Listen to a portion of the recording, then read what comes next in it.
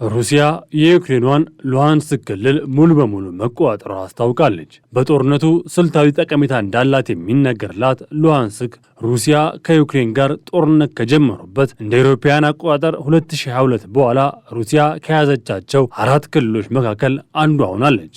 ይሁንና ሩሲያ በእነዚህ ጊዜያት ሁሉ የትኛውንም ክልል ሙሉ በሙሉ ሳትቆጣጠር የቆየ ሲሆን በሉሃንስክ ላይ የተገኘው ድል ከ3 ዓመት በላይ በተሻገረው ጦርነት የመጀመሪያው ስኬት ሆኗልም ተብሏል። በሩሲያ የተሾሙት የክልሉ ገዢ ሊዮናድ ፓሴሽኒክ የሉሃንስክ አካባቢዎች 100% በሩሲያ ቁጥጥር ስር መሆናቸውን ቢያረጋግጡም ይህ ዘገባ እስከተጠናከረበት ጊዜ ድረስ በዩክሬን በኩል የተሰጠ ማረጋገጫ አለመኖሩ ተዘግቧል። ሩሲያ ከቀናት በፊት በዩክሬን የተለያዩ ግዛቶች ላይ በ3 ዓመት የጦርነት መዝገብ ከባድ የተባለ የድሮንና የሚሳኤል ጥቃት መፈጸሟን አስታውቃ እንደነበር አሶሺየትድ ፕሬስ አስታውሷል። እንደ አውሮፓውያን አቆጣጠር መስከረም 2022 በኋላ በሉሃንስክ ከዶኔስክ ከኪርሰንና ከዛፓርዢያን ክልሎች ጋር በመሆን ወደ ሩሲያ እንደተዋሃዱ ሁሉ አዲሷ ሉሃንስክ የተሰኘችው ግዛት ወደ ሩሲያ መቀላቀሏን ቭላዲሚር ፑቲን አስታውቀዋል። ይህ አዲስ የግዛት ማስፋፋት እርምጃ የምዕራቡ ዓለም መሪዎች ዘንድ ተቀባይነት አለማግኘቱም ተሰምቷል። የአውሮፓ ሀገራት ድርጊቱ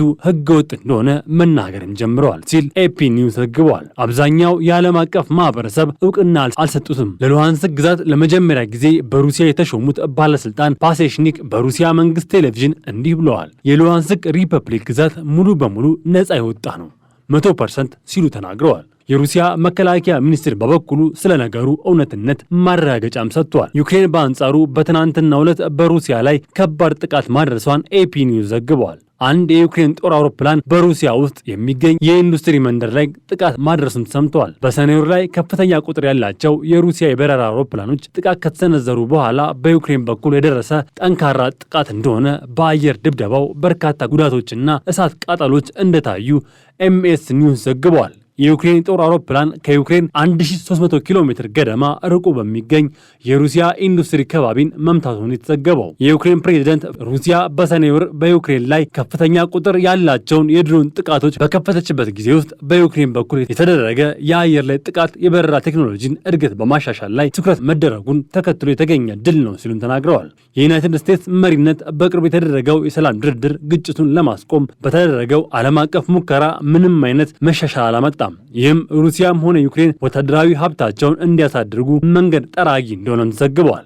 ባለፈው ወር ሩሲያ በዩክሬን ላይ 5438 የድሮን ጥቃቶች ፈጽማለች። ይህም በየወሩ የምታደርገውን ጥቃት መጠን እንደጨመረ ማሳያ መሆኑን ተመላክቷል። ከፍተኛ ቁጥር ላይ የደረሱ ጥቃቶች እንደተፈጸሙ ማመሳከሪያ ሊሆን እንደሚችል ይጠቁማል ሲል አሶሺየትድ ፕሬስ ዘግበዋል። ዩክሬን የድሮን ምርቷ እየጨመረ እንዳለም ተነግሯል። ይህ በእንዲህ እንዳለ አንድ የዩክሬን ጦር አውሮፕላን በሞስኮ በስተምዕራብ 1000 ኪሎ ሜትር ርቀት ላይ የምትገኘው ኤስቫስክ በሚገኘው አንድ የኢንዱስትሪ መንደር መምታቱን ሰምቷል። የኡድሙርቲያ ክልል ርዕሰ መስተዳድር አሌክሳንደር ቤርቾሎቭ እንደተናገሩት ይህ ጥቃት ለ3 ግለሰቦች ሞት ምክንያት ሆኗል። ሌሎች 35 ሰዎች ጉዳት ደርሶባቸዋል። በፋብሪካ ውስጥ ያሉ ሰራተኞች ከአካባቢው በፍጥነት እንዲወጡ እንደታዘዙም ተናግረዋል። የዩክሬኑ ደህንነት አገልግሎት ኤስቢዩ ተወካይ እንደገለጹት ለሩሲያ ወታደሮች የአየር መከላከያ መሳሪያዎችና አውሮፕላኖች የሚያመርተውን ኮፕል ኤሌክትሮሜካኒካል ፋብሪካ መተነዋል ሲሉ ተናግረዋል ሲል ዩኤስ ኒውስ ዘግቧል። ስማቸው እንዳይገለጽ የጠየቁት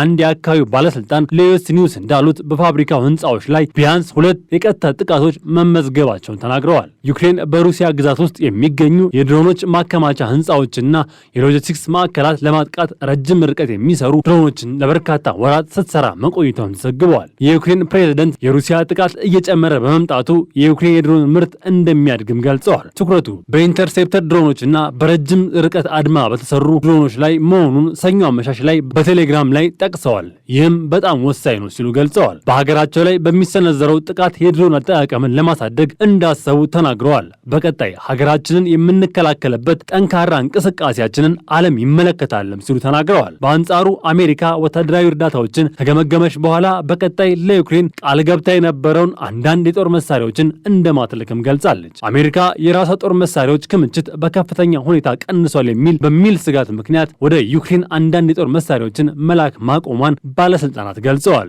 ዩክሬን ከሩሲያ እየጨመረ በሚሄደው ጥቃት ራሷን ለመከላከል ስትጥር ፈታኝ ሁኔታ ውስጥ እየገባች ባለችበት በዚህ ወቅት የተወሰነ መሆኑ አስደንጋጭ ውሳኔ እንደሆነም ሰምተዋል። ከዚህ ቀደም በቀጣይ 3 ዓመት በግጭት ወቅት መከላከያዋን ለመደገፍ አንዳንድ የጦር መሳሪያ አይነቶችም ለዩክሬን ድጋፍ ዋስትና ተሰጥቶም ነበር። የድጋፉ መቋረጥ በፕሬዝዳንት ዶናልድ ትራምፕ አስተዳደር ስር ቅድሚያ የሚሰጣቸው ነገሮች መቀየራቸውን የሚያመላክት ሲሆን አሜሪካ የጦር መሳሪያዎችን ክምችት ዝቅ ማለት የመከላከያ ክፍል ባለስልጣናት ስጋታቸውን ገልጸዋል። የነጩ ቤተ መንግስት ቃል አቀባይ አና ኬሊ በሰጡት መግለጫ መሰረት የሀገራችን ወታደራዊ ድጋፍ በዓለም ዙሪያ ለሚገኙ ሌሎች ሀገራት የምትሰጠው እርዳታ ካገመገመ በኋላ ለአሜሪካ ጥቅም ቅድሚያ እንዲሰጥ ውሳኔ ተሰጥቷል። የጦር ኃይሉም ጥንካሬ ምንም አያጠያይቅም ሲሉ ተናግረዋል። ይህ አስተያየት በቅርቡ አሜሪካ ሚሳኤሎችን በኢራን ላይ በሚገኙ የኒውክሌር ተቋማት ላይ ጥቃት እንደሚሰነዝሩ ትራምፕ የሰጡት መመሪያ ጋር የሚጋጭ መሆኑን ኤምኤስ ኒውስ ዘግበዋል። አንድ የዩክሬን ባለስልጣን እሁድ ዕለት ለኤፒ እንደተናገሩት ሩሲያ በዩክሬን ላይ በአንድ ጀንበር ትልቁን ጥቃት ሰንዝራለች። ይህ እርምጃ በቀጣይ የ3 ዓመት ግጭት ውስጥ እልባት ለማግኘት ያለውን ተስፋ የተነፈገው የቦምብ ጥቃት ዘመቻ አካል ነው ሲሉ ተናግረዋል። የዩክሬኑ አየር ኃይል መረጃ መሰረት ሩሲያ በዩክሬን ላይ አጠቃላይ ባለፈው ወር 537 የአየር ላይ ጥቃቶች ማድረሳቸውንም ገልጸዋል። ይህ የጦር መሳሪያ 477 የድሮን ጥቃቶች እንዲሁም 60 ሚሳኤሎችን ያካተተ መሆኑን ተናግረዋል። ከነዚህ መካከል 249ኙ በቁጥጥር ስር የዋለ ሲሆን 226 የሚሆኑት ደግሞ በኤሌክትሮኒክ ማጨናገፊያ ሳቢያ እንዲመክኑ ተደርጓልም ሲል ገልጿል። የሩሲያ መጠነ ሰፊ ወረራ የካቲት 2022 ከጀመረበት ጊዜ አንስቶ በሀገሪቱ ላይ እጅግ ሰፊ የአየር ድብደባ እንደሆነም ተገልጿል። የዩክሬን የአየር ኃይል የመገናኛ ብዙሃን ዋና ኃላፊ ዮሪ ኢናት ለአሶሺየትድ ፕሬስ በሰጡት መግለጫ እንደገለጹት ድሮንን ጨምሮ የተለያዩ አይነት ሚሳኤሎች በቀጣይ ለመጠቀም እንደታሰበም ተናግረዋል። የአካባቢ ባለስልጣናት እንደገለጹት በኮስቲያንቲቫክ በደረሰ የአውሮፕላን ድብደባ በርካታ ግለሰቦች ተገድለዋል። በጥቃቱ የአንዲት የ70 ዓመት አዛውንት አስክሬን በፓርዛዣቫ ክልል ከሩሲያ በተኮሰ መድፍ በተመታ ባለ 9 ፎቅ ህንፃ ፍርስራሽ ስር ተገኝተዋል። የዩክሬን አየር ኃይል እንደዘገበው በምዕራባውያን አጋሮች ከተሰጡት ኤፍ-16 ጦር አውሮፕላኖች አንዱ በአየር ላይ ጥቃት ሲሰነዘርበት ጉዳት እንደደረሰበትና አደጋ ውስጥ እንደገባ ገልጿል። አውሮፕላኑን ሲያበር የነበረውም ግለሰብ ህይወቱን እንዳለፈም ተዘግበዋል። ከቅርብ ጊዜ ወዲህ ሩሲያ የበረራ ቴክኖሎጂዋና ስልቷን በማሻሻል በዩክሬን ላይ በሚሰነዘረው ጥቃት የበለጠ ስኬት በማግኘት ላይ እንደሆነችም ተዘግበዋል። እሁድ ሌሊት 3 የዩክሬን ድሮኖች በተሳካ ሁኔታ መጣሏን የሩሲያ መከላከያ ሚኒስትር አስታውቀዋል። በሌላ በኩል በምዕራቡ ሩሲያ የምትገኘው በብሪያንስክ ከተማ በደረሰ የዩክሬን የበረራ ጥቃት 2 ግለሰቦች ጉዳት ደርሶባቸዋል።